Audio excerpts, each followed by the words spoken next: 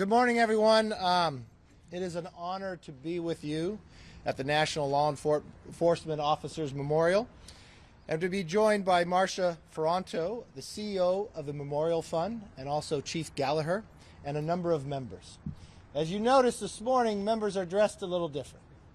Some of us went out early this morning and rode with the Capitol Police, but everybody wanted to pay their respect and be a part.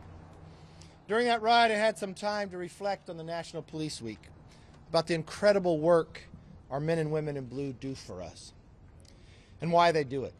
I'm reminded of the words of the San Diego police officer from last year who said, "I didn't do this job to be liked every day. I didn't do it to become rich. I did it because I wanted to be out there making a difference and helping people." And I know this has been a rough year. It's been a rough couple years for men and women in blue. And the Republican Conference wanted to not only say thank you, we wanted to be a part of it and be with you. There are a number of members with me today who wore the uniform. They know what you're going through. They know the struggles that you have. But we want you to know each and every day that we thank you for your work. We thank you for being there at the time of need. We thank you when you come and save someone, even if they're not appreciative. And we thank you for all the support. So to all the officers, please know you are making a difference. You are helping people. We, the American people, appreciate your tireless work.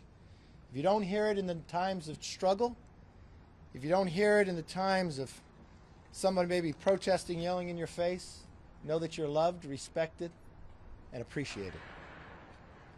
Moments ago, I spent the morning in biked here with members of the United States Capitol Police, something I've done quite regularly with Joe, but in the last year, not as much. I have the privilege of working with these men and women every day, and I can tell you they work tirelessly to keep us safe every single day. There's members who personally have the experience of having their life saved. There's Capitol Police officers who've given the ultimate sacrifice. Many of the members here were laying wreaths to those who were back home, who gave the ultimate sacrifice for people they don't even know, but because they wanted to make a difference.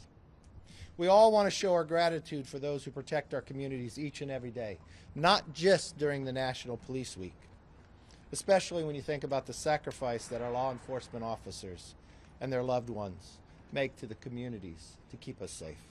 Every year, hundreds of law enforcement officers are killed in the line of duty.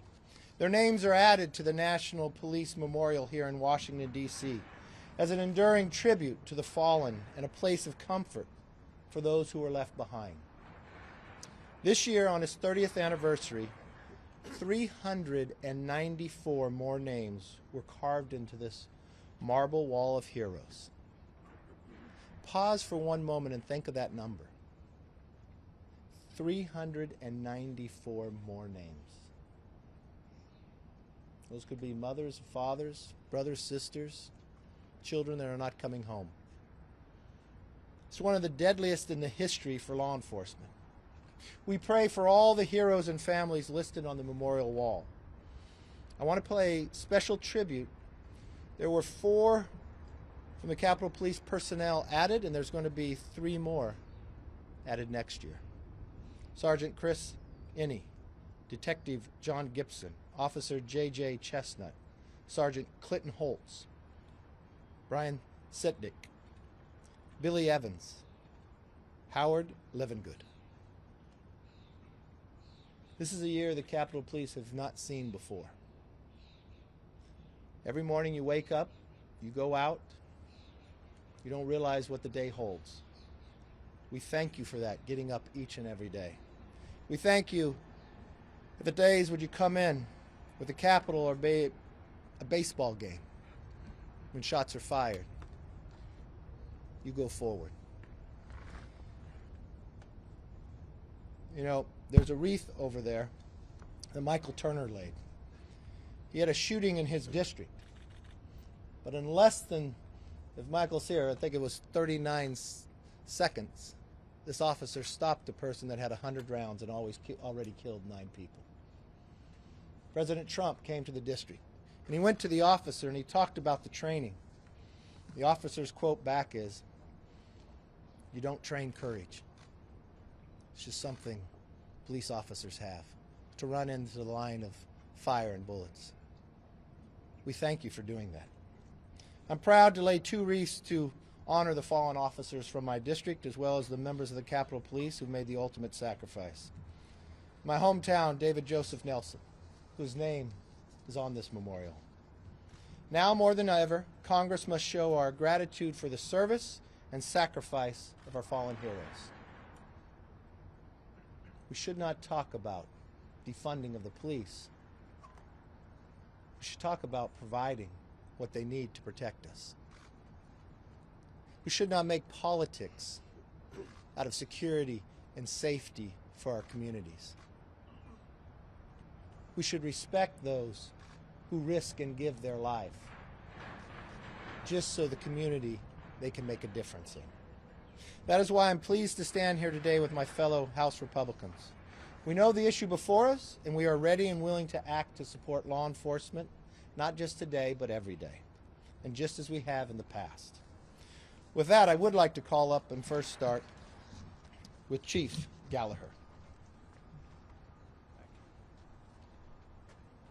Good morning. I'm Acting Assistant Chief Sean Gallagher, the U.S. Capitol Police. I first want to thank Leader McCarthy, the members of Congress behind me, as well as the entire congressional community and all the members of Congress for their overwhelming support of the United States Capitol Police.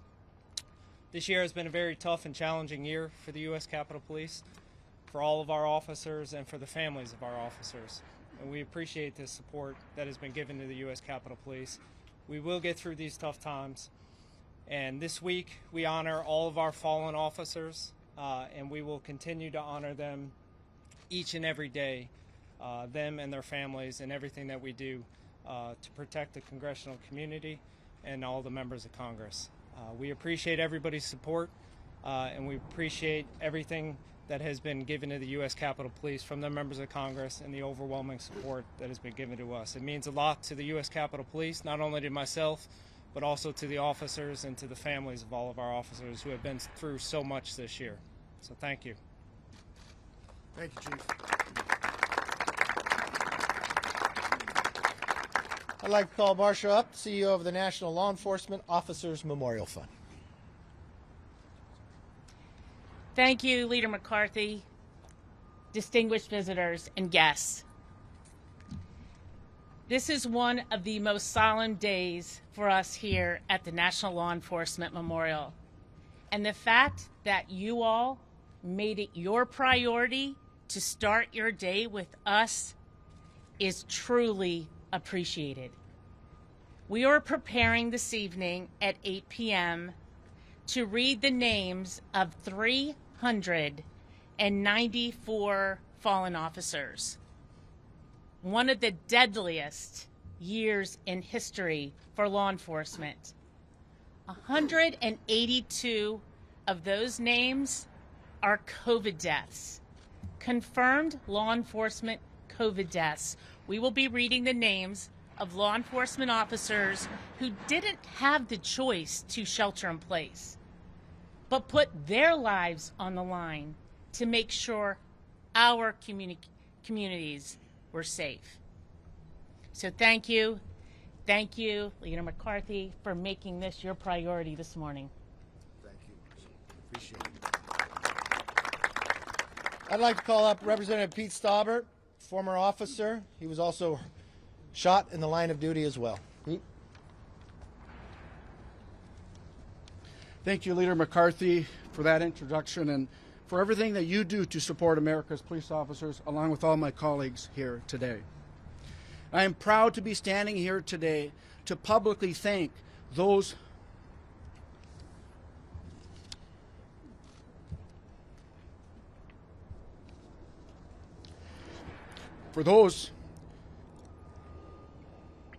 who proudly wear their uniform, and to honor those brave officers who have fallen in the line of duty. As a former police officer, I know firsthand how dangerous the job is.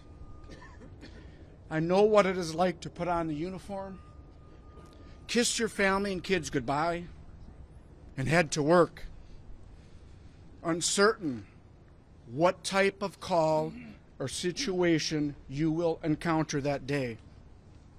It is a hard job, it is a noble job, and it's an honorable profession. I know that the men and women who serve and protect our communities each day do an excellent job. In my 23 years with the Duluth, Minnesota Police Department, I served with some of the most compassionate and honorable people I have ever had the privilege to meet. They became police officers because they love their community and they want to make a difference.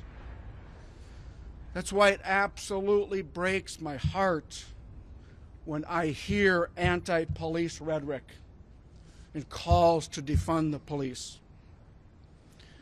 This kind of rhetoric is demoralizing and dangerous as it puts officers increasingly at risk. This reckless rhetoric cannot be tolerated. As a former police officer, I am so grateful for the chance to serve in Congress during this period and stand in defense of my brothers and sisters in blue. I will always have your back, and so will my Republican colleagues. We will never forget the sacrifices that you have made and the sacrifices that your families have made. So thank you for protecting us from those who wish to do us harm. Thank you for bettering our communities. Our country is exceptional because of your courageous service. May God bless each and every one of you, and God bless your families. And God bless the fallen officers and their families. We will never forget them. Thank you.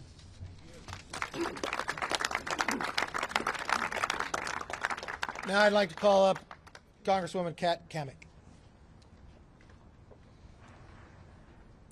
Good morning. Whew, Pete.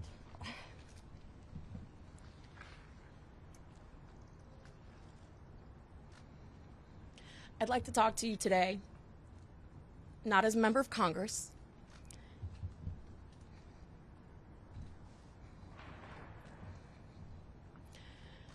but as the wife of a first responder. Right now, my husband's on his way to work.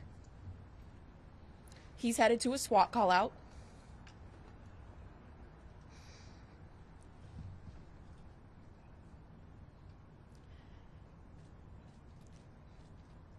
Whew, sorry. He's on his way to a SWAT call out. And this is just a normal everyday for us. But the feeling in the pit of my stomach never changes. To the families of the first responders of our LEOs that are having very uncomfortable, scary conversations at the dinner table, thank you. I know that those conversations are not getting any easier. I know because I've had them. To my colleagues who stand here today, thank you. Thank you for having the backs of our LEOs and their families. To my colleagues on the other side of the aisle who have been calling for the defunding of our men and women in uniform, please consider joining us for an educational ride-along. I think it would be very illuminating. Thank you to all of the communities who have stood strong against the push for taking the critical life-saving equipment off the backs of our men and women, despite tremendous pressure in the media, from local and national leaders. Thank you. And to the families of all those that have a name on the wall behind us, please know that there is an army, a thin blue line army behind you who thinks of you every single day. And for every man and woman who has given their life in the line of duty, please rest easy and know that we've got the watch. Thank you. Thank you, Kat. And as I said, there's a number of members who served but were in uniform before. Congressman John Rutherford was the sheriff. If you ever spend time with him in his community, he may be the member of Congress, but he's never left being the sheriff. So I want to bring the sheriff up.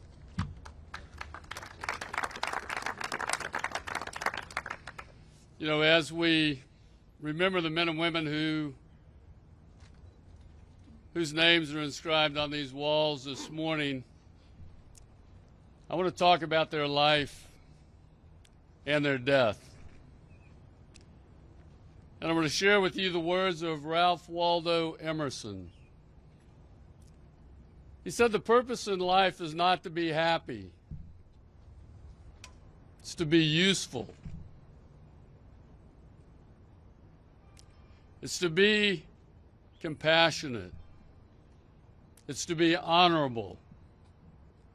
It's to have it make some difference that you lived and that you lived well." I'm here to testify. The men and women on these walls, the men and women wearing that uniform, lived well, and they are living well. God bless them, and God bless all of our first responders. Thank you.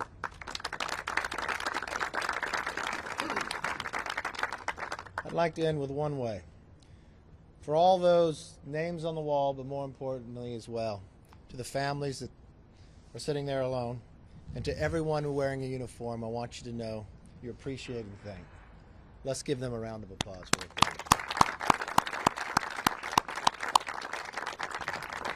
With that, we'll open it up for questions. Yes, ma'am. Leader McCarthy, yesterday outside the White House, you said you don't think anyone disputes the legitimacy of the election.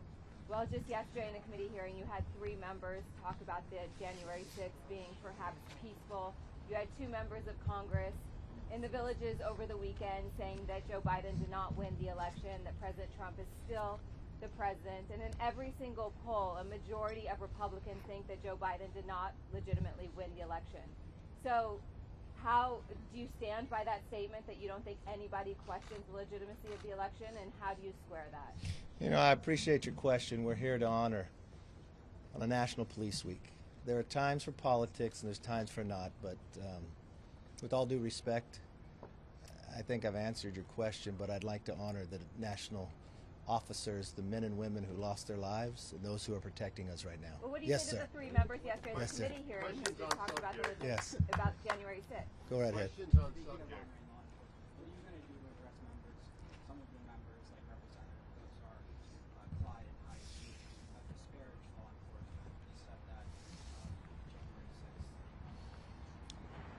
Well, with all due respect, I was right here with Congressman Clyde laying a wreath for a fallen officer outside of his district. Leader McCarthy, Yes. there's a Metro police officer named Michael Pinone who was injured during the insurrection, and he's been trying to call your office and get a hold of you and talk about I just found out about this yesterday, that he had called the office, and he called over the other office, and they said they gave him the name of my scheduler, schedule a meeting. I'd like to meet with him. And you will meet with him? Oh, yes, most doubtly. And I have another Yes. question, just reiterating, these members say that the insurrection was like a capital tour. One of them is here with you. I'm curious what you feel about that when clearly, people died during the insurrection. I mean, what happened on the 6th was atrocious, went through, and nobody, when I look at the rioters that came in, those people should be held accountable to the rule of law, and that's exactly what's happening. But what about Yes. the members that are saying this? Yes. Yeah. So, what can Americans do moving forward to show support and love for the police at a time where many in the mainstream media have been very hostile towards the police? The first thing I think people should do is be able to respect the job that the men and women do every day. I don't think people walking out that talk about cutting the police, the struggle that they have is even greater today than it was years before. We saw one of the deadliest years that we haven't seen where they lost their lives in protection and security and safety.